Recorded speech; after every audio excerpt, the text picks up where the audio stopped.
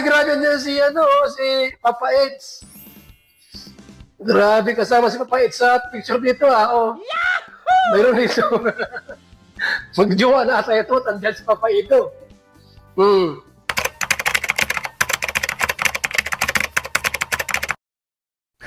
So yun na, good morning, good afternoon, and good evening muli sa inyo lahat mga kalingap at mga ka-LU.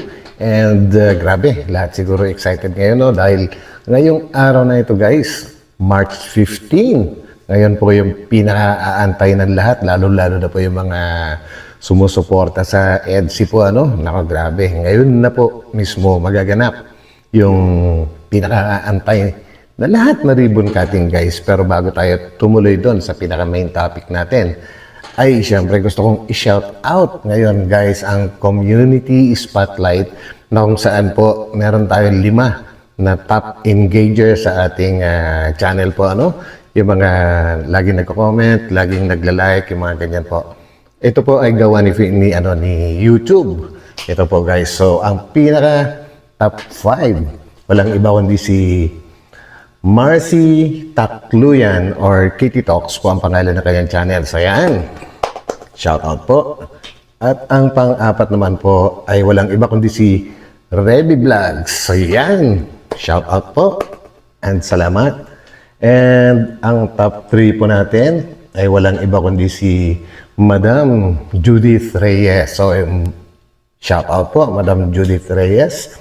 And ang pang top 4 po natin ay walang iba kundi si Sir Jet Nagayoff. So yan, shout out po sir sa inyong palaging pag-i-engage, no? And syempre ang ating pinaka top 1 na engager po sa ating channel ngayon ay walang iba kundi si Ma'am Irenea Abusejo. So yan po, maraming salamat po. Shout out po ma'am.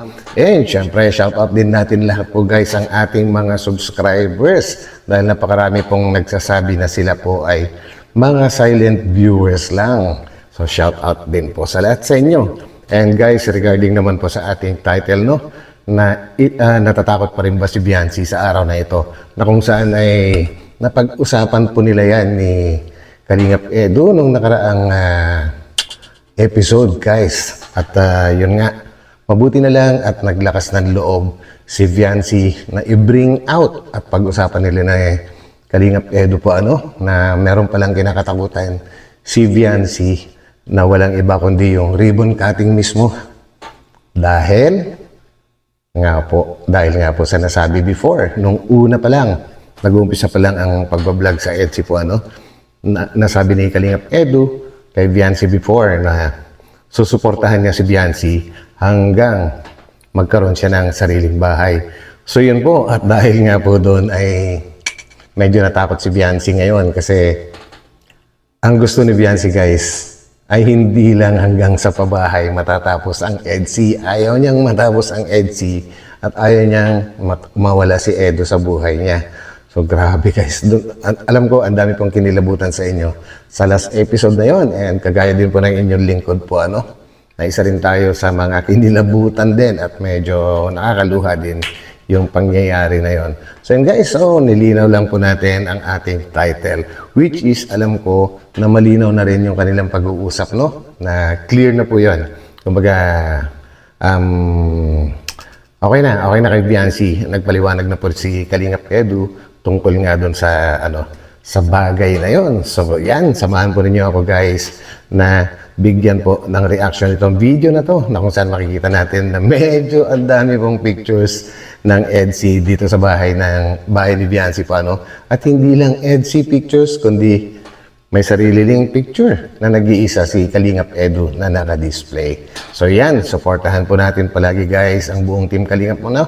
Sa pangunguna po yan ni Kuya Val Santos Matubang, Ate Edna Vlogs, Kalingap Rab, Ma'am Jackie, at sa lahat na rin po ng mga Kalingap partners and reactors. So let's go! Yes, sir.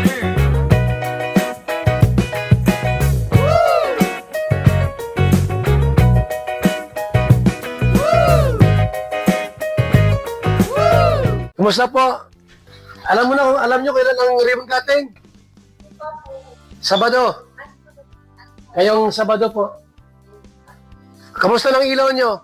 Ayos.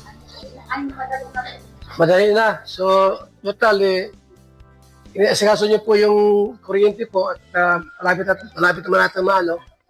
So, ngayong Sabado po ang ribbon cutting. Yan mo kay Biancy, ha? So, ito na yung mga gamit. So yan guys, no? Ito kasi video ni Kuya Val na ito ay nung last Wednesday pa, no? So ibig sabihin, late na pong na-reactionan at yun nga po natapat sa ribbon cutting itong mismong video natin. So ngayon na po yung ribbon cutting, may lang siguro bago mag-lunch ay mag-i-start na po yung ribbon cutting.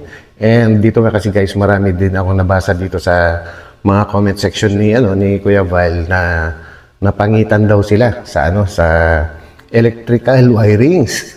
Eh guys, paliwanag lang po. Yung po kasing araw na yan na vlog ni Kuya Val ay wala pa talaga yung hindi pa nakatap yung mismong linya nila At ito po ay nakikabit lang po sila sa kapitbahay kaya nagkalat po yung mga extension wire pero pagka po may sarili na silang kuryente and hoping nga po si Kuya Val na ngayon mismo or kahapon nung Friday ay nakabitan na ng mismong power line ang bahay po ni Biancy po Kaya ganyan nagkalat po yung mga wiring. So maya-maya makikita natin.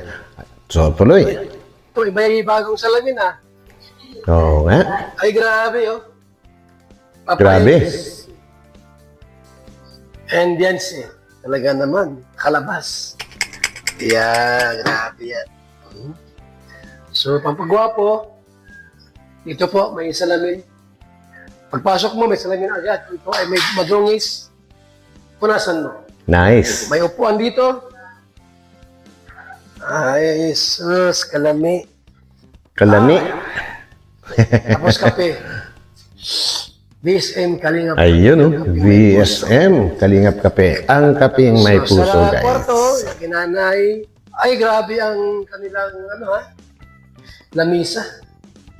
Nara ata ito. Huwag mo makakuha mo yung yung siya nagbablog. Kita dyan sa vlog mo, dapat mo iwalay ka konti. Ay, may rep sila. Iyon. Yan, ang ganda. Kompleto na lang sa And may tubig na rin. Wala pa. Yun, may tubig Iyon. na. Ayos. At ang kuryente po, mga kaibigan, Yan. ay malapit na po kasi approve na. Baka wala na isang linggo. Baka ngayong Sabado meron na, o kaya next week, okay na po yan. So, maganda po ang bahay ni Nanay. Grabe, anong sabi nila sa inyo? Biglang yaman. Biglang yaman kayo, No? Kaya sa Kalingap, biglang yaman kayo. Panaginip mo muna Grabe. ganito kalaki ang bahay ninyo. Sa inyo kaya kaya raw po kaya na Maganda mag-aircon ka sa kwarto mo. Ayun Para malamig. Naku po. Madadagdagan na naman. Para sa hotel ka Para nasa hotel si Nanay. Naka-aircon. Yung itaas po, ayan na po yung mga gamit ni Jancy. Ayan guys, so makikita nyo dito sa upper right corner yung mga nagkalat po na wirings. Yan po ay temporary at kagaya po ng nabanggit ni Kuya Val kanina lang na talagang approve na rin naman po yung application nila sa pagpapakabit ng kuryente po pero hindi pa rin nakakabit, so waiting pa rin sila. And the soonest, magkakaroon na pa rin po sila at mawawala na yung mga kalat na yan. So yun po, para sa lang po, ng mga nagsabi before na hindi raw napagplanuhan yung mga wiring ng bahay ni Biancy. So yun po. O yan. Hindi na Ayan, sa taas. O try mo umakyat, engineer. Try mo umakyat sa taas. Yan, So, Ganda na. Napakagandang bahay ni Biancy. Yung mga larawan pa sila dito. Ayun ba? Ay, kwarto ng mga bata. Ayan. And ito guys, yung pinaka kwarto ni Biancy. Although hindi pa ganun kaayos, gawa nga po ng hindi pa rin tapos yung kanilang paglilipat at yung may mga dumadating pa rin sila mga gamit. Kaya ganyan pa rin. Pero makikita na rin po yung kaayusan. Kumbaga, mailagay lang sa closet yung mga damit. Ay, maganda na talaga yan. Grabe, ganda po ng kwarto ni Biancy guys. Yun. Yun, no? Nasaan si mister mo? Ha? Ay, Uy, si- meron na naman. This coming Saturday na po ang March 15. Yun. Ha? Anong suotin mo? Anong susuotin mo? Dapat yung bunggang suot. Yun, bongga. Ayun pa, oh. Ay, grabe niya si Papa Ed. Nice. Grabe, kasama si Papa Ed sa picture dito, oh. Mayroon dito. Ayan guys, oh, may solo pa siya. Yan yung yan yung pinakakaiba sa lahat. Huwag hindi ka na rin magtataka kung picture nila dalawa ni Biancy yung naka-display, Pero yung solo ni Papa Eds, nako, mag-isip-isip ka na kung bakit meron kanyan. At ito nga, may sasabihin si Kuya Val. Magjowa na ata ito, tandaan si Papa Ed. Nako, mag-jowa na daw ata. Kasi nga po, si Papa Ed Ayan, po no? ang naging daan din na makilala si Jancy. Yes. Kung wala si Papa Tama. Edo po, siyempre, hindi si ganong kasikat. Correct. Dahil may EDC ay. Kaya EDC, Edo and Jancy. Susutin mo, Yung ano lang po, tamang Sabado, Grabe. dito mag-lunch. At nag-lechon na ulit. Tatlong lechon. So, ito na po yung bahay ko. Ha? Grabe. So yun na guys, no? Ang ano lang yan, ang nakakatuwa lang talaga is yung mga pictures nila ng pictures ng Etsy tsaka yung kay Papa Eds po, ay hindi nilagay ni Biancy doon sa sariling kwarto niya po, talaga naka-display nga naman po sa sa pinakasala nila. At ganoon na rin po sa taas, kung saan ay makikita ng bawat papasok na bisita. Ibig sabihin, proud na proud siya sa Etsy at kay Papa Eds, syempre, di ba guys? And guys, nag-invite din po si Viancy na kung sino ang gustong pumunta po sa sa ribbon cutting ay welcome daw po ang lahat. At ganoon din po si Kuya Val. Nag-invite din po at itinuro pa ni Kuya Val kung paano po makakarating sa sa lugar ni Viancy kung taga Metro Manila ka.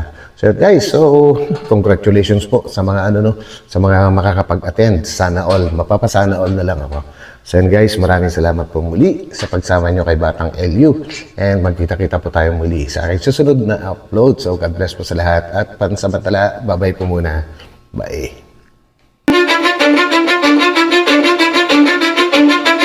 Cause I don't give a fuck what you say.